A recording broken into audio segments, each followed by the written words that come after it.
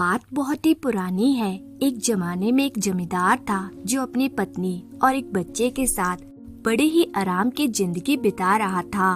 उसके पास हल बैल जमीन जायदाद सब कुछ था। गांव के कई किसान उसके खेतों में काम किया करते थे और जमींदार आराम से घर बैठा नौकर चाकरों पर हुक्म चलाया करता था। जमींदार अपने नौकरों और किसानों पर बहुत ही सख्ती करता था। सभी लोग उससे बहुत ही डरते थे। किसी की हिम्मत नहीं थी जो जमींदार की मर्जी के खिलाफ कोई बात कर सके। परंतु जमींदार की पत्नी बहुत ही दयालु और नेकदिल औरत थी। उसे खेतों में काम करने वाले मजदूरों और किसानों की हालत पर बड़ा ही तरस आता था। वे हमेशा जमींदार को समझाती रहती कि किसानों, मजदूरों और नौकरों के साथ सख्ती और बुराई का बर्ताव ना किया करें। लेकिन जमींदार अपनी आदत से मजबूर था। वे अपनी पत्नी से कहता, ये लोग इसी लायक हैं। यदि इन लोगों के साथ सख्ती का बर्ताव ना किया गया तो ये लोग ठीक से काम नहीं करेंगे। ये प्यार की भाषा नहीं समझ सकते। अगर इनके साथ जरा भी नरमी का बर्ताव किया गया तो ये सिर पर चढ़ जाएंगे और काम नहीं करेंगे। जमींदार से लोग बहुत ही तंग थे, परंतु उसकी पत्नी से सब बहुत ही खुश रहते थे। जमींदार का एक लड़का था जो उम्र में अभी बहुत ही कम था। एक बार की बात है, बरसात के मौसम में बारिश बहुत ही कम हुई, जिसकी वजह से खेतों को पानी बहुत ही कम मिल रहा था।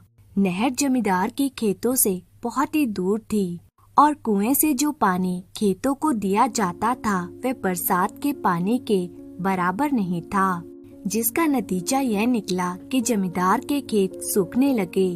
यह देखकर जमींदार ने अपने किसानों और नौकरों को डांटना शुरू कर दिया। तुम सब लोग कामचोर हो, खेतों को ठीक से पानी नहीं देते। देखो, सारे खेत सूख रहे हैं। अगर इस बार खेतों में अनाज कम हुआ तो तुम सबको इसकी सजा मिलेगी। गुस्से में डांटते हुए जमींदार ने अपने खेत में काम करने वालों को हुक्म दिया कि जैसे भी हो, चाहे जितनी भी मेहनत करनी पड़े, नहर से लाकर पानी खेतों को दो। बेचारे किसानों को नहर से पानी लाने के लिए बहुत ही ज्यादा मेहनत करनी पड़ती थी। वे लोग बड़ी ही दूर से सिर पर पानी उठाकर लाते थे, फिर भी खेतों को जरूरत के मुताबिक पानी नहीं मिल सका। अब जमींदार ने इन लोगों को दिन रात काम करने के लिए कहा। उन बेचारे मजदूरों पर इतने अत्याचार किए गए कि उन्हें खाने पीने और आराम करने का समय भी नहीं मिल पाता था। कहते हैं कि ईश्वर को अन्याय बिल्कुल भी पसंद नहीं है, जिसका नतीजा यह निकला कि जमींदार के खेतों में इतनी मेहनत मशक्कत करने के बाद भी उसके खेत अच्छी तरह से फल फूल नहीं पाए। इतना पानी देने के बावजूद भी खेत अपने ही आप सूख गए। जमींदार की फसल इतना पानी देने के बाद भी अच्छी नहीं हुई। जमींदार ने इसका कसूरवार किसानों को माना और जो भी थोड़ा बहुत अनाज खेतों में पैदा हुआ था वह सारा का सारा कटवा कर अपने गोदाम में रख लिया। किसानों को एक मुट्ठी अनाज भी नहीं दिया और ना ही उनकी मजदूरी दी। किसान बेचारे भूखे मरने लगे। उनके बीवी बच्चे भूख से बिलखने लगे, मगर जमींदार को उन पर बिल्कुल भी दया नहीं आई। आखिरकार सभी किसान वे गांव छोड़कर किसी दूसरे गांव में चले गए और वहां किसी दूसरे जमींदार के यहाँ पर काम करने लगे। यह घटना होने पर जमींदार की पत्नी ने जमींदार को समझाया, देखो, किसानों के साथ ऐसा बुरा बर्ताव करने के कारण ही हमारे खेतों में फसल अच्छी नहीं हुई, क्योंकि आप अपने किसानों पर बहुत ही अत्याचार करते थे। इसलिए भगवान ने हमारे खेत सुखा दिए, जबकि दूसरे लोगों के खेतों में बारिश न होने के बावजूद भी अच्छा अनाज पैदा हुआ है। अपनी पत्नी की बात सुनकर जमींदार बहुत ही नाराज हुआ और कहने लगा, तुम मुझे अत्याचारी कहती हो ना? इन किसानों के काम ना करने की वजह से यह नुकसान मुझे हुआ है और यह सब के सब कामचोर थे। अब जमींदार ने पूरी कोशिश की कि गांव के दूसरे किसान उसके खेतों में काम करें, लेकिन जमींदार के बुरे बर्ताव और उसके अत्याचार को देखते हुए कोई भी किसान जमींदार के खेतों में काम करने के लिए तैयार नहीं हुआ, जिसका नतीजा यह हुआ कि सारे खेत बेकार पड़े रहे। अगली फसल में जमींदार के खेतों में बिल्कुल भी अनाज पैदा नहीं हुआ। कुछ दिनों के बाद जमींदार के बैलों को ऐसी बीमारी लगी कि सबके सब बैल मर गए। उसके सारे हल बेकार पड़े रह गए। होते होते बात यहाँ तक आ गई कि जमींदार के पास जो भी रुपया पैसा था, उस पैसे से वह अपने घर का खर्च चलाने लगा। आखिरकार उसे अपने हल भी बेचने पड़ गए। हालात यहाँ तक हो गए कि अब उसके पास कुछ भी नहीं बचा था। घर का सामान बेच बेच कर वह खाने पीने की वस्तुएं लाने लगा। जमींदार की पत्नी ने जमींदार से कहा, आपको अपने बुरे बर्ताव के लिए किसानों से और भगवान से माफी मांगनी चाहिए, क्योंकि ये भगवान की दी हुई सजा है। इस बात को जमींदार मानने को तैयार नहीं था, क्योंकि जमींदार शुरू से ही कोई काम नहीं करता था और ना ही उसे मेहनत करने की आदत थी। इसलिए उसने सोचा कि क्यों न अपने बेटे से ही मेहनत मजदूरी का काम करवा कर घर का खर्च चलाया जाए।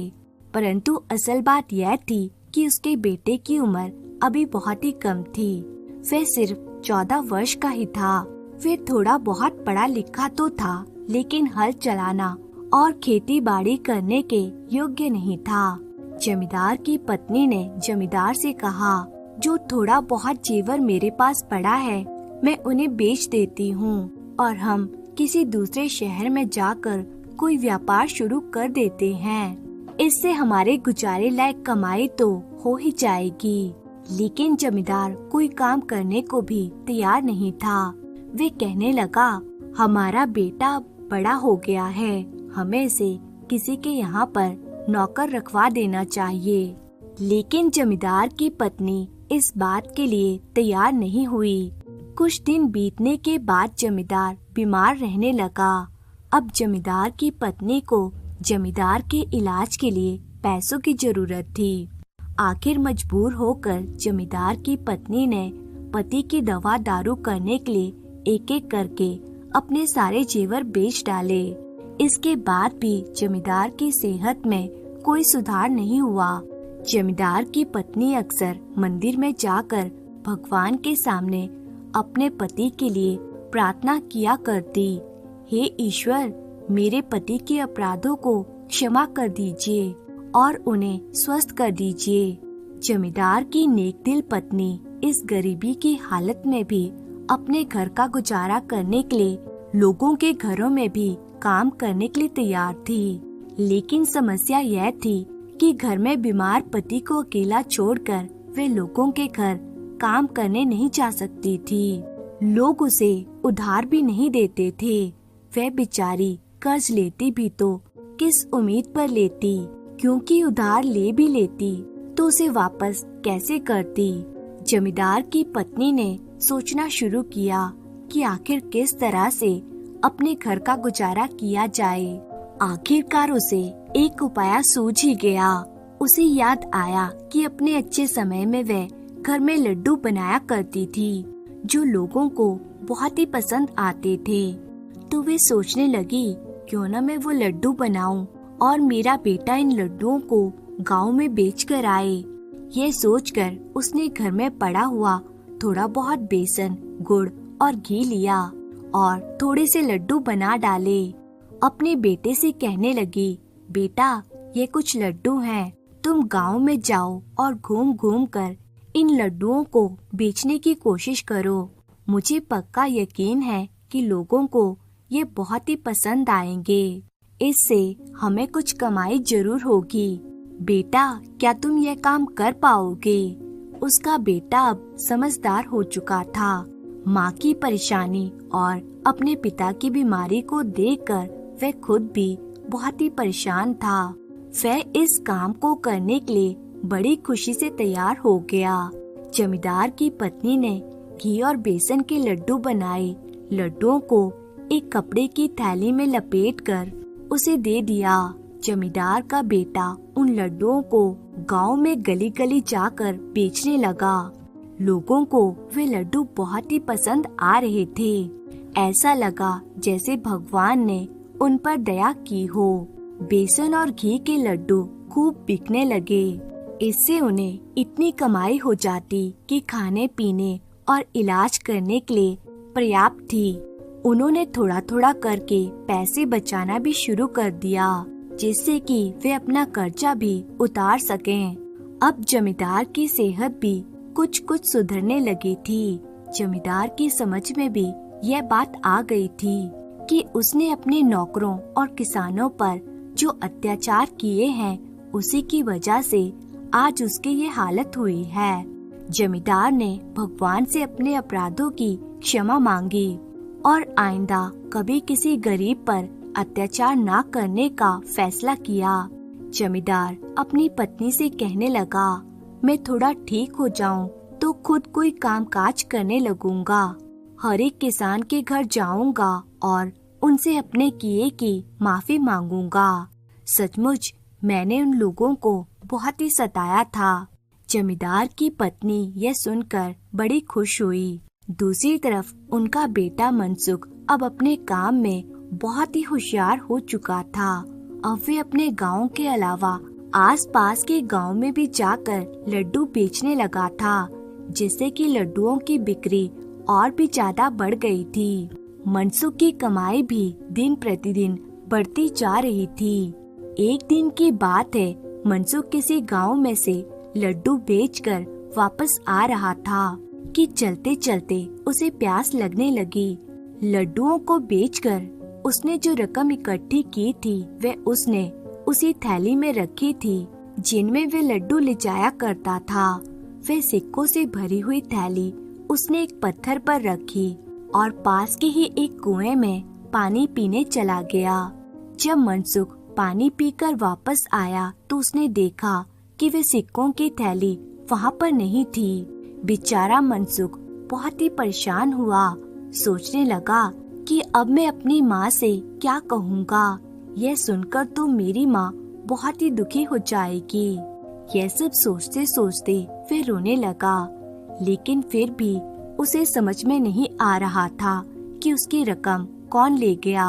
आखिरकार लाचार होकर वह रोता धोता घर वापस लौट आया। उसने अपनी माँ को सारी बात बता दी।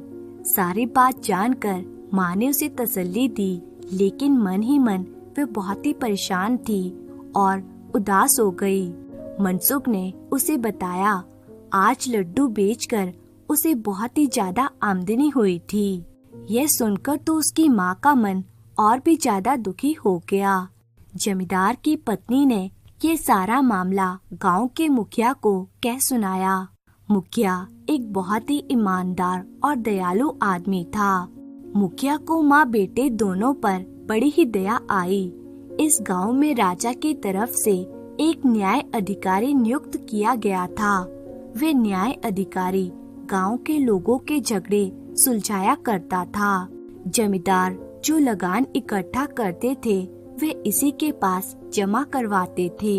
मुखिया जमींदार की पत्नी को न्याय अधिकारी के पास ले गया। अभी तक क्योंकि जमींदार पूरी तरह से स्वस्थ नहीं हुआ था, तो जमींदार की पत्नी अपने बेटे मनसुख को लेकर न्याय अधिकारी के पास पहुंची। न्याय अधिकारी ने मनसुख की सारी बात सुनी। फिर जमींदार की पत्नी से पूछा, तुम ये लड्डू बनाने में कौन कौन सी वस्तुएं इस्तेमाल करती हो? वे बोली, इसके लिए मैं बेसन, गुड़ और घी का इस्तेमाल करती हूँ। फिर इन लड्डुओं को एक कपड़े की थैली में लपेटकर मनसुख को दे देती हूँ। शाम के समय जब लड्डू बिक जाते हैं, तो मनसुख इसी कपड़े की थैली में बिक्री से मिली हुई रकम को लपेटकर मुझे वापस लौटा देता है। न्याय अधिकारी ने बड़े ही ध्यान से उनकी सारी बातें सुनी। उसी समय न्याय अधिकारी ने पूरे गांव में ये घोषणा करवा दी कि आज न्याय अधिकारी की कचहरी में एक ऐसे मामले की सुनवाई की जाएगी जिसमें पत्थर को चोरी के इल्जाम में गिरफ्तार करके उससे पूछताछ की जाएगी। गांव के सब लोग इस अनोखे मुकदमे की कार्रवाई को सुनने के लिए कचहरी में आ जाएं। साथ ही साथ कचहरी में आने के लिए उन्हें 4 आने चुकाने पड़ेंगे। ये कचहरी में आने का शुल्क होगा। हर आदमी से 4-4 आने लिए जाएंगे। जब जमींदार और उसकी पत्नी ने ये बात सुनी तो वे सोचने लगे, न्याय अधिकारी ने शायद ये सोचा है कि इस तरह से जो भी रकम जमा होगी वह उन्हें उस रकम के बदले में दे दी जाएगी जो चोरी हुई थी, वरना पत्थर से कैसी पूछताछ की जा सकती है। लोगों ने जब ये घोषणा सुनी तो सोचने लगे कि न्याय अधिकारी के दिमाग में अवश्य ही कोई खुराफात आई होगी जो वे पत्थर से पूछताछ करना चाहते हैं। लेकिन क्योंकि इस न्याय अधिकारी की नेकी, ईमानदारी और न्याय की योग्यता पर पूरे गांव को विश्वास था, इसलिए सबको बहुत ही शौक हुआ कि इस अजीबोगरीब मामले की कार्रवाई जरूर सुनी जाए। घोषणा हो जाने के बाद न्याय अधिकारी ने मनसुख के साथ एक सिपाही को उस जगह पर भेजा जहां मनसुख ने अपने पैसों की थैली एक पत्थर पर रखी थी और साथ ही साथ यह आदेश भी दिया कि जिस पत्थर पर वह थैली रखी थी उस पत्थर को गिरफ्तार करके कचहरी में पेश किया जाए। गांव वालों को जब इस बात की खबर हुई तो वे लोग भी बहुत ही हैरान हुए। सोचने लगे कि क्या सचमुच न्याय अधिकारी एक पत्थर से पूछताछ करेंगे। आखिरकार सभी गांव वाले दौड़े दौड़े निश्चित किए गए समय पर कचहरी के बाहर पहुंच गए।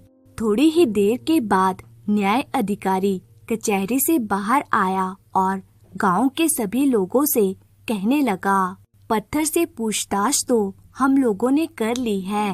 पत्थर ने अपनी बेगुनाही का यकीन भी दिलाया है और यह भी कहा है कि मैं उस आदमी को पहचानता हूँ जिसने ये रकम चुराई है।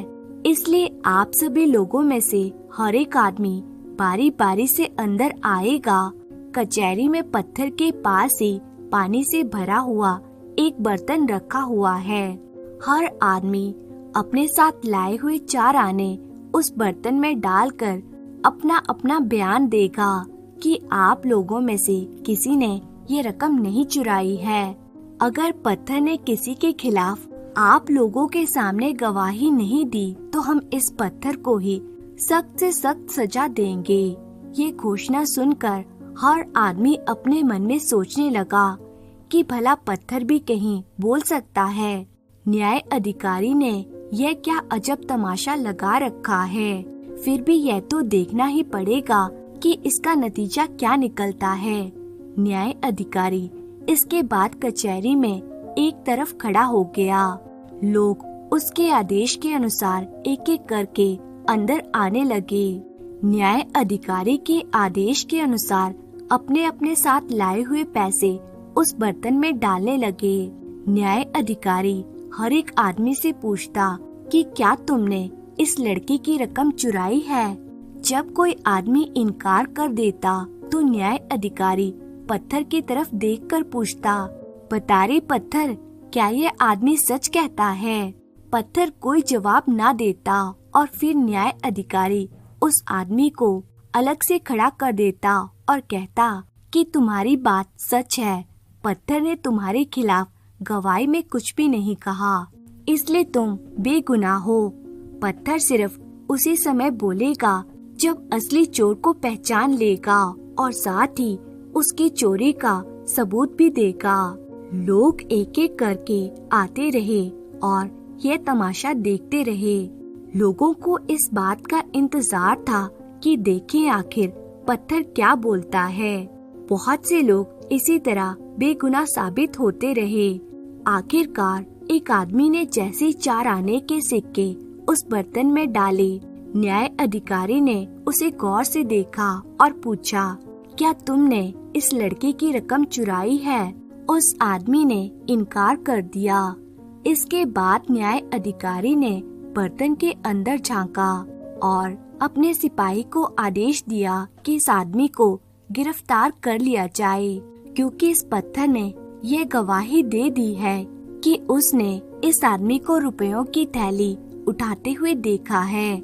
साथ ही जो सबूत इस पत्थर ने पेश किया है वह भी आप लोगों को बताया जाएगा।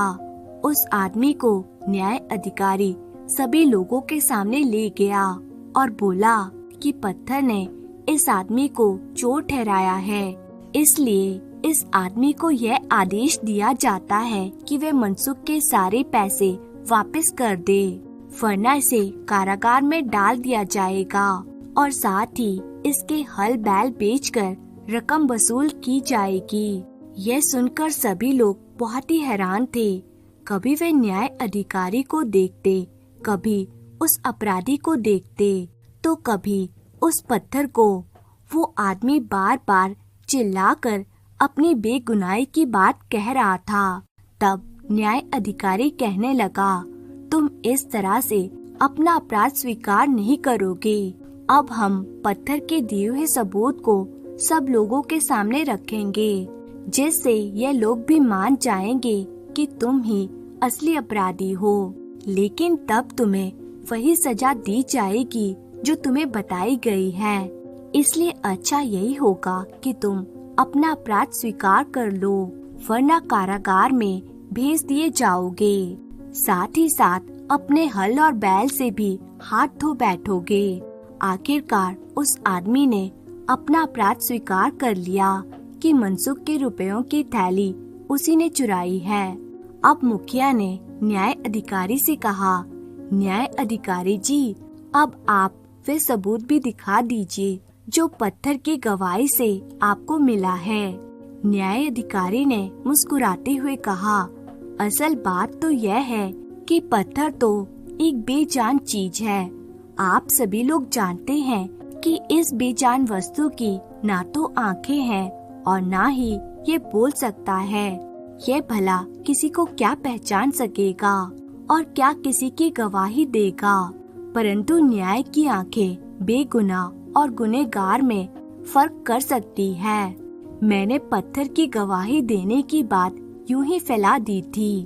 असल बात तो यह है कि ये लड़का मनसुख जो लड्डू बेचता है वे बेसन और घी के बने हुए होते हैं, और जिस थैली में लड्डुओं को बेचकर वसूल की गई रकम रखी गई थी वह भी घी के कारण चिकनी हो चुकी थी। मनसुख बता चुका है कि उसने अपनी रकम लड्डुओं की थैली में रखी थी जो कि घी के कारण चिकनी हो चुकी थी, इसलिए थैली में रखे हुए सिक्के भी चिकने हो चुके थे। मैंने सोचा था कि जिस आदमी ने भी यह रकम चुराई होगी उसे पक्का यकीन होगा कि पत्थर तो बेजुबान है और ना तो वे उसे पहचान सकता है ना ही उसके खिलाफ गवाही दे सकता है। लेकिन मुझे इस बात का अंदाजा था कि जब वे अपने साथ लाए हुए 4 आने इस बर्तन में डालेगा तो उन सिक्कों की चिकनाई इस गर्म पानी की सतह पर तैरने लगेगी, क्योंकि ये वही सिक्के लेकर आएगा जो इसने मनसुख से चुराए होंगे। इस बात से साबित हो जाएगा कि असल चोर कौन है। इस आदमी के पैसे डालने के अलावा और किसी के भी पैसे डालने पर पानी की सतह पर चिकनाई नहीं आई, और जब इसने पैसे डाले तो पैसों की चिकनाई फौरन पानी की सतह पर दिखाई देने लगी। इस तरह से मुझे पक्का विश्वास हो गया कि यह आदमी ही चोर है। मुखिया और बाकी के लोग भी न्याय अधिकारी की ऐसी समझदारी की बातें सुनकर हैरान रह गए। हर एक आदमी इस न्याय की प्रशंसा करने लगा। इसके बाद न्याय अधिकारी ने अपने कुछ सिपाहियों को भेजकर उस अपराधी व्यक्ति के घर से मनसुख के पैसों की थैली मंगवा ली और पैसों की थैली मनसुख को वापस दे दी, जबकि गांव वालों से इकट्ठे किए गए 4 आने लोगों को वापस लौटा दिए गए। मनसुख अब बहुत ही खुश था। न्याय अधिकारी के इस फैसले के बाद जब सभी लोग अपने घरों को चले गए, तब न्याय अधिकारी ने जमींदार की पत्नी से कहा, तुम ये लड्डू बनाकर इस लड़के के हाथ क्यों बेचती हो? तुम्हारा पति कहाँ पर है, वे क्या करता है। जमींदार की पत्नी पहले तो चुप रही और फिर उसकी आंखों में आंसू आने लगे। उसने अपनी सारी कहानी न्याय अधिकारी को बता दी। न्याय अधिकारी ने जमींदार की पत्नी की हिम्मत और मनसुख की मेहनत की बहुत तारीफ की। न्याय अधिकारी ने उनकी सहायता करने का फैसला किया और जमींदार की पत्नी को सरकारी खजाने से 100 अशर्फियाँ दी ताकि वे अपने पति का इलाज करवा सके। और साथ ही यह कहा कि जब तुम्हारा पति बिल्कुल ठीक हो जाएगा तो उसे हमारे पास भेजना। हम उसे कर्जा दिलवा कर हल बैल और खेती का सारा सामान दिलवा देंगे।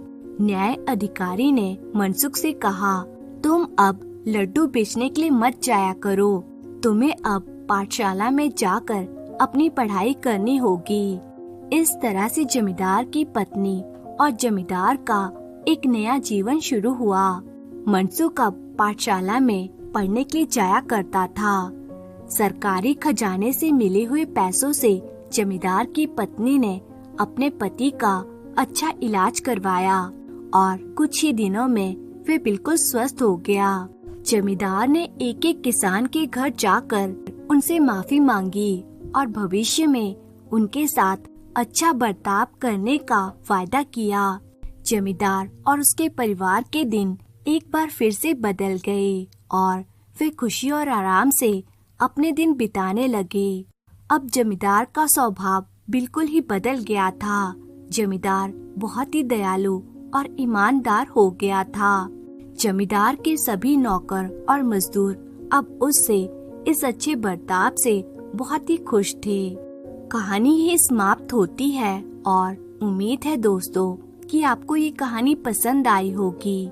तो कहानी आपको कैसी लगी कमेंट करके जरूर बताएं और ऐसी कहानियाँ देखने के लिए चैनल को सब्सक्राइब कर लीजिए। आपका बहुत बहुत धन्यवाद।